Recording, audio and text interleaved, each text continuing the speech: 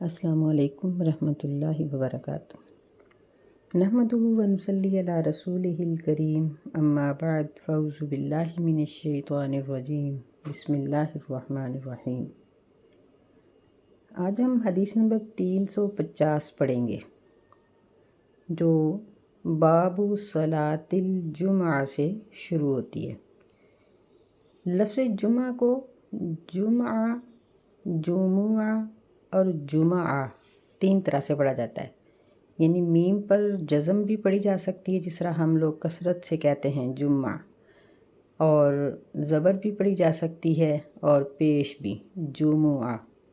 تینوں طرح سے یہ جائز ہے۔ اس کا معنی یہ ہوتا ہے کہ کسی جگہ پر جمع ہونا، اجتماع کرنا، کٹھ کرنا، اور صلاۃ کا معنی نماز ہے۔ تو اسلام نے یعنی 7 دنوں کے اندر ایک دن ایسا رکھا ہے کہ جس میں تمام مسلمان ایک جگہ پر اکٹھے ہوں اور کچھ تھوڑی سی واعظ و نصیحت ہو جائے، اور اس کے بعد ظہر کی نماز کو مختصر پڑھ لیا جائے، تو اسے صلاۃ الجمعہ کہتے ہیں۔ یہ ہر مسلمان پر واجب ہے۔ اگر کوئی شخص بلا شرعی عذر 3 جمعے چھوڑ دیتا ہے تو اس کا نام مسلمانوں سے خارج ہے، اور اس بات پر تمام ائمہ کا اتفاق ہے کہ جمعہ کی نماز اس لیے 2 رکعت رکھی گئی ہے کہ اس میں امام کا خطبہ سننا ضروری ہوتا ہے۔ صحابہ اکرام جمعہ کی اذان سے پہلے مسجد میں پہنچتے تھے، اور اس کے بہت سے فضائل ہیں کہ جو شخص اذان کے پہلے پہنچتا ہے اللہ تعالیٰ اس کو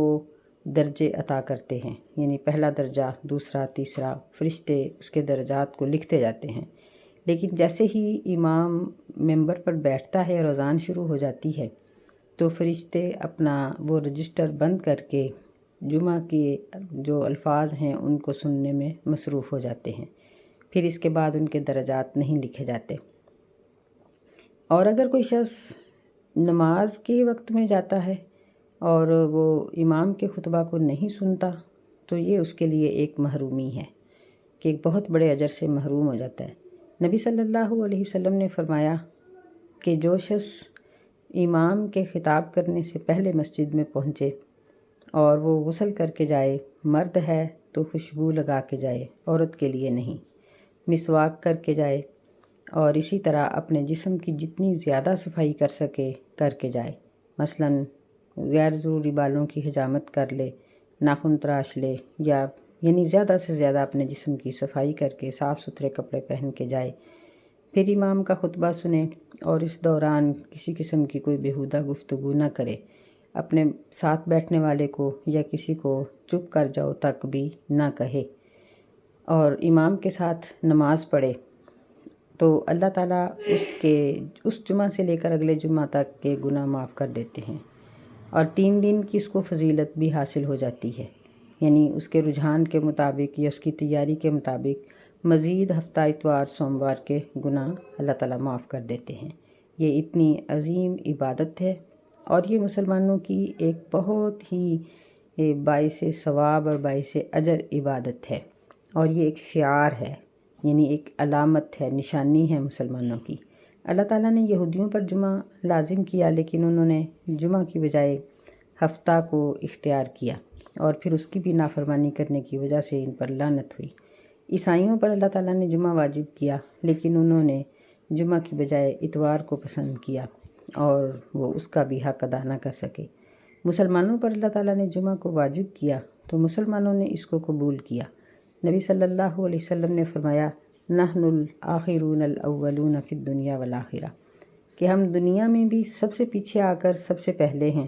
کہ جمعہ پہلے آتا ہے، اس کے بعد ہفتہ آتا ہے، پھر اتوار، اور آخرت میں بھی نبی علیہ السلام کی امت سب سے پہلے جنت میں جائے گی، تو اس لحاظ سے یہ سب سے اول ہیں۔ یہ فضیلت ہے مسلمانوں کی، اور مسلمان کے لیے واجب ہے، مردوں کے لیے، کہ وہ جمعہ ضرور پڑھیں۔ البتہ مسلمان عورتیں، مسلمان چھوٹے بچے اور غلام، مریض، مسافر، ان کے لیے رخصت ہے، اور مسافر کے لیے ضروری ہے کہ وہ جمعہ کا لحاظ رکھ کے سفر اختیار کرے۔ بعض لوگ اپنی دکان کا مال لینے کے لیے یا کسی اور ایسے کام کے لیے ہر جمعہ سفر کرتے ہیں اور جمعہ چھوڑ دیتے ہیں، یہ غلط طریقہ ہے۔ کبھی کبھار اگر ایسا کسی لمبے سفر میں ہو جائے تو مجبوری ہے، یا کوئی انتہائی مجبوری ہو جہاں کسی یعنی بہت کوئی خطرے کا کام ہو یا ضرورت کا ہو، تو ایسے سفر میں اگر جمعہ رہ جائے تو یہ معافی ہے بعض کے نزدیک، اور بعض کہتے ہیں کہ رستے میں جہاں کہیں موقع ملے پڑھ لینا چاہیے۔ اب ہم حدیث شروع کرتے ہیں۔ عن عبداللہ بن عمر رضی اللہ تعالی عنہ و ابی ہریرہ رضی اللہ تعالی عنہم اجمعین، اللہ ان سب سے راضی ہو جائے۔ یہ عبداللہ اور ابو ہریرہ رضی اللہ تعالی عنہما دونوں روایت کرتے ہیں۔ انہما سمع رسول اللہ صلی اللہ علیہ وسلم، ان دونوں نے نبی صلی اللہ علیہ وسلم سے سنا، یقول علی اعواد منبرہ، آپ اپنے ممبر کی لکڑیوں پر کھڑے کہہ رہے تھے، لَيَنْتَهِيَنَّ أَقْوَامٌ عَنْ وَدْعِهِمُ الْجُمُعَاتِ، کہ ضرور لوگ جمعات کو چھوڑنے سے باز آ جائیں۔ جمعہ کی جمع ہے جمعات، جمعہ کو چھوڑنے سے باز آ جائیں۔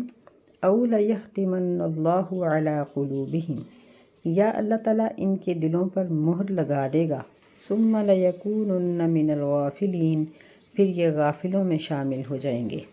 اس کو مسلم نے روایت کیا ہے۔ تو اس میں ممبر کی لکڑیوں کا ذکر آتا ہے۔ نبی صلی اللہ علیہ وسلم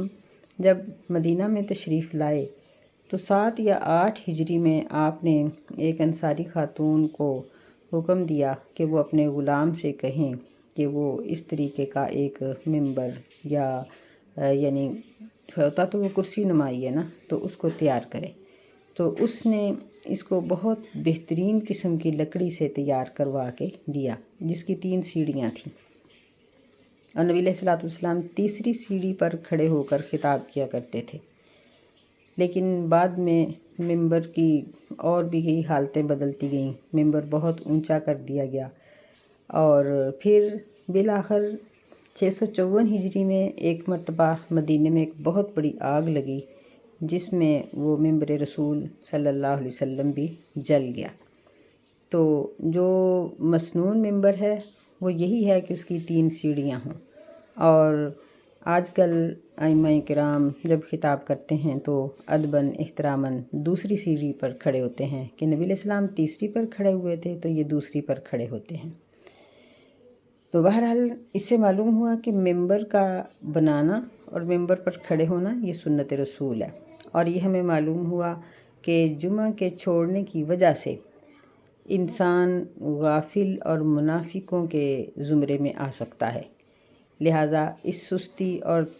تساہلی کا مظاہرہ نہیں کرنا چاہیے، بلکہ اپنے تمام کام کاج چھوڑ کر جمعہ کو ادا کرنا چاہیے۔ سورۃ الجمعہ میں بھی اللہ تعالیٰ نے اس بات کو ذکر کیا ہے، اور یہ ہمیں بتایا ہے کہ اگر کوئی شخص نماز جمعہ کے بعد اذان جمعہ کے بعد اپنے کاروبار کو جاری رکھتا ہے تو اس کا وہ کاروبار اس کے لیے حرام کی حد تک پہنچ جاتا ہے، یعنی علماء اس کو حرام کی حد تک کہتے ہیں، اور ایسا شخص اللہ تعالیٰ کا نافرمان شمار ہوتا ہے جو جمعہ کی نماز کو نہ پڑھے۔ تو جمعہ کا خطبہ مختصر ہونا چاہیے تاکہ عوام کو آسانی ہو اور وہ حتی الامکان اس میں پورے خطبہ میں شریک ہو جائیں۔ سب سے بہتر وہی ہے کہ جو خطبہ مختصر ہو اور نماز لمبی ہو۔ یہ سارے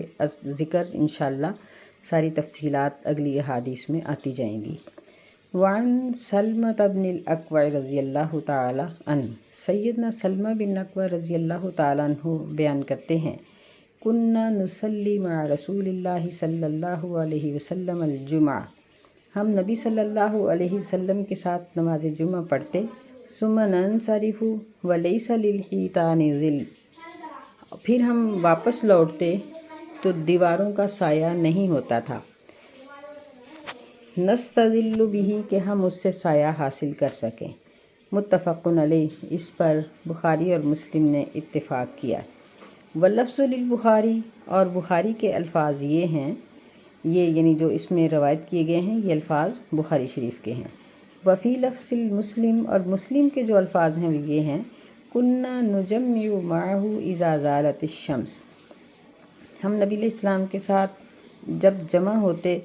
جمعہ کے لیے تو سورج ڈھل چکا ہوتا، ثم نرجع، پھر ہم واپس لوٹتے، نتتبع الفی، ہم دیواروں کا سایہ تلاش کرتے، یعنی کہیں سایہ مل جاتا تو اس سائے میں ہم چل لیتے یا بیٹھ جاتے۔ تو اس کا مطلب یہ ہے کہ سورج کے ڈھلنے کے بعد جمعہ کا وقت ہے، سورج کے ڈھلنے سے پہلے نہیں، یعنی جمعہ کا خطبہ اور جمعہ کی نماز یہ سورج کے ڈھلنے کے بعد ہوگی، پہلے نہیں۔ نبی علیہ الصلوۃ والسلام کے عہد مبارک میں یہی طریقہ تھا کہ جب سورج ڈھل جاتا تو پھر مسلمان اکٹھے ہوتے اور پھر وہ نبی علیہ الصلوۃ والسلام کا مختصر اور جامع خطبہ سنتے، اور پھر اس کے بعد 2 رکعت فرض نماز پڑھتے، اور 2 فرض پڑھنے کے بعد 2 کر کے 4 سنتیں پڑھتے اور اپنے گھروں میں آ جاتے۔ سہل بن سعد رضی اللہ تعالیٰ عنہ روایت کرتے ہیں، کہتے ہیں کہ ما کننا نقیل ولا نتغدى الا بعد الجمعہ، ہم نہ دوپہر کا آرام کرتے تھے اور نہ ہی دوپہر کا کھانا کھاتے تھے مگر جمعہ کے بعد۔ متفق علیہ، یہ بھی بخاری مسلم کی روایت ہے، اور مسلم کے الفاظ یہ ہیں کہ یہ جو ہم نے پڑھے ہیں یہ مسلم کے الفاظ ہیں، یعنی اتفاق بخاری مسلم دونوں کا ہے، لیکن یہ الفاظ مسلم شریف کے ہیں۔ وفی روایت، اور ایک روایت میں یہ الفاظ بھی ہیں، فی عہد رسول اللہ صلی اللہ علیہ وسلم، کہ نبی صلی اللہ علیہ وسلم کے زمانے میں ہم ایسا کرتے تھے۔ تو اس حدیث سے بھی یہ بات معلوم ہوئی کہ دوپہر کا آرام جو عرب لوگوں میں لازمی سمجھا جاتا ہے،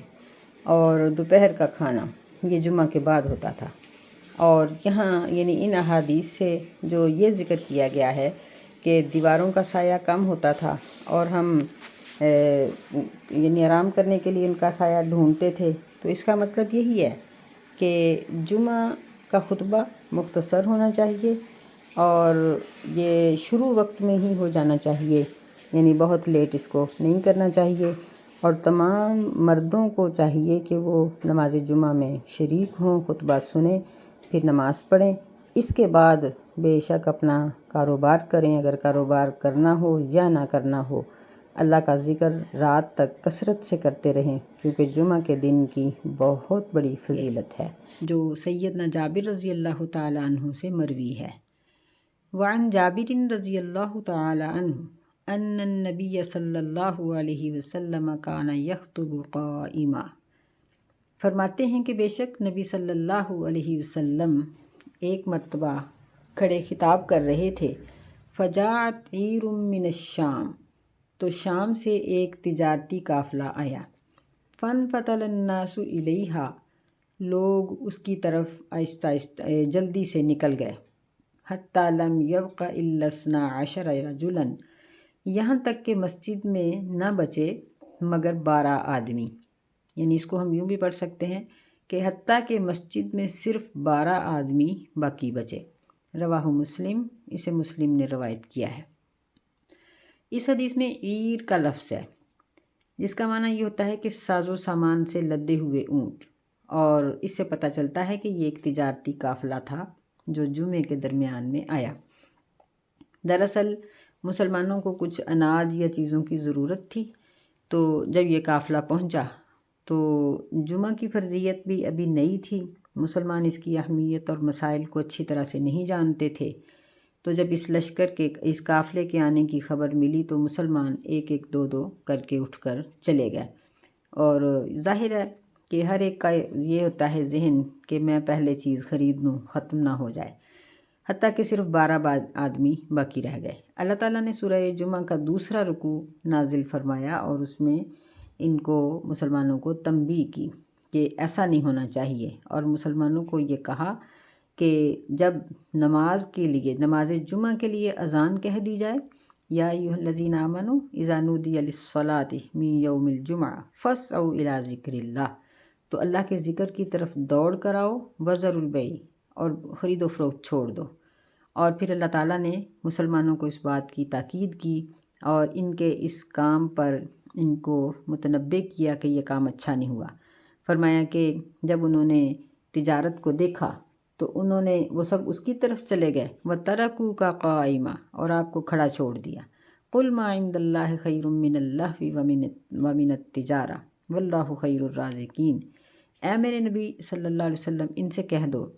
کہ جو اللہ کے پاس ہے وہ دنیا کے لہو و لعب سے بہت اچھا ہے، اور اللہ سب سے اچھا رزق دینے والا ہے۔ مطلب یہ تھا کہ ظاہر ہے کہ اگر ایک انسان دکان پہ بیٹھا ہے یا اپنی کسی بھی کاروبار کے اندر یا کسی بھی اپنی سروس میں مصروف ہے اور جمعہ چھوڑ رہا ہے، تو رزق کے لیے ہی ہے نا، اپنی تنخواہ کے لیے یا اپنی آمدن کے لیے، تو رازق تو اللہ ہے۔ تو مسلمانوں کو یہ حکم دیا گیا کہ جمعہ کی اذان سے لے کر جمعہ کی نماز کے مکمل ہونے تک ہر قسم کا کاروبار اور ہر قسم کی مصروفیت بالغ لڑکے سے لے کر تمام مرد یعنی بوڑھوں تک سب پہ واجب ہے کہ وہ جمعہ کی تعظیم کریں اور ہر مصروفیت کو چھوڑ کر وہ جمعہ ادا کرنے کے لیے چلے جائیں۔ تو اس حدیث سے ہمیں ایک تو بات یہ معلوم ہوئی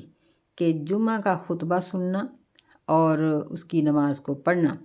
یہ مسلمانوں کے لیے واجب ہے، اور دوسرا ہمیں اس حدیث سے یہ معلوم ہوا کہ نبی صلی اللہ علیہ وسلم نماز جمعہ کھڑے ہو کر